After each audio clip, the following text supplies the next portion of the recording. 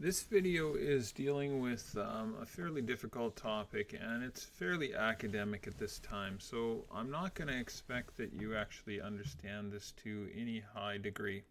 So what I do want you to understand is these 4 points. So an N channel, so these have N's in front of them. An N channel MOSFET is turned on with a high voltage. So right now our multimeters have basically 0, so that would be the definition of a low voltage. These P MOSFETs are turned on with or turned off with a high voltage, so these ones are normally going to be on.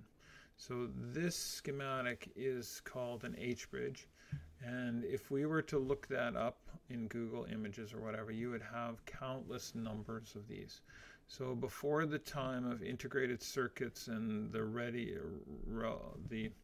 sheer abundance of them, we would use these things, okay? But now everything is integrated on a chip, so it's important that you understand that there is a concept that we have on these motor driver chips, like I've shown in a previous lesson with the L293D. So let's take a look at this. So if I press the button here, that brings the voltage on the left side up.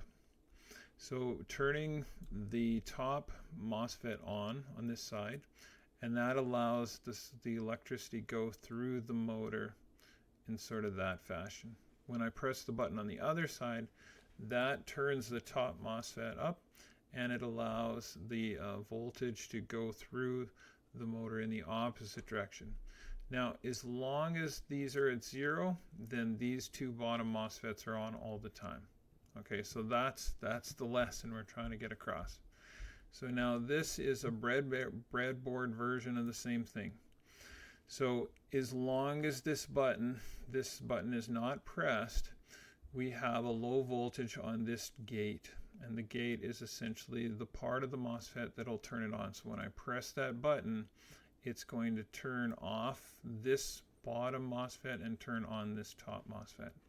And that's going to allow the electricity to go from the negative rail through the source to the drain, through the motor, and then because this side wasn't pressed, it can go through this MOSFET at the bottom and through this wire here, and then through the source, down the drain, and then to the positive side.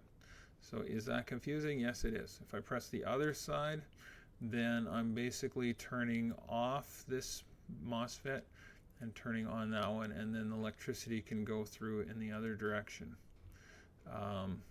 Okay, and it is going to be a little bit confusing. You can see that these are tied together so that it ends up going through there and to the positive.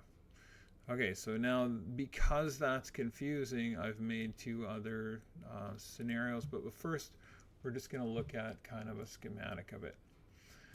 So this is the positive, so we'll just put a positive sign on both these. Okay, so the loads are both motors. So these would be a motor, M for motor, and this would be a load for motor. Okay, M for motor. So now on this side, we have the P channel, and the ground is going up through the drain of the P channel MOSFET, and then ends with the source and goes to positive. Okay, so this is called a low side. And on the N channel, it's a high side. So it's going to basically go through the MOSFET first, then it's going to go through the load. And that's depending on with the gate. So this one turns on with a positive voltage, and this one turns off with a positive voltage. So that way when we hook the 2 gates together, it'll cause it to flow through the circuit. Okay, so what about the top part? Well, maybe this breadboard thing is the easier one of the 2, so I'm still in the simulation mode. Remember that the P channel is off with low voltage, so there's nothing happening until, it's off with high voltage. So as soon as I bring it low, it turns it on. Okay, and so you can pause the video and try to duplicate the circuit if you want. but essentially you have the gate, which is hooked up to this display, so we know what it is, but you can follow it. So the gate is going to the switch, and the switch is going to normally pull it high. That's why when we're measuring the voltage at the gate, it's high. And when I press the button, it's tied to ground without a resistor, so it's going to remove any electricity in this, and it's going to bring it down. This part is not as confusing as in the H-bridge because it's just one of them, but you can sort of see from the negative it goes up and through the motor, and then it goes through the MOSFET, and then it goes back to source, which in this case is positive. Now the N channel one is exactly the same, so we press and it starts moving when I bring that pin up high. So this is just tied to ground because it's just measuring the voltage of the gate. The gate is tied to the ground rail, so that's why this voltage is 0, and it's going through a resistor, so it's basically keeping it low until I press this button. The resistor can't bring it to ground low enough or fast enough to stop this pin from going up to close to 9 volts. And then this side is just going from ground through the source pin of the MOSFET, and then it goes through the drain, through the motor, through the coils in the motor, and then it goes down to the positive side of the battery. Okay, so that I think is fairly clear, and I don't believe that I've dealt with this one. So this is the same as the other one before, it's just doing a different way. So the multimeter is tied to ground through this little messy wire, and then we're measuring the voltage of the gate as we were before.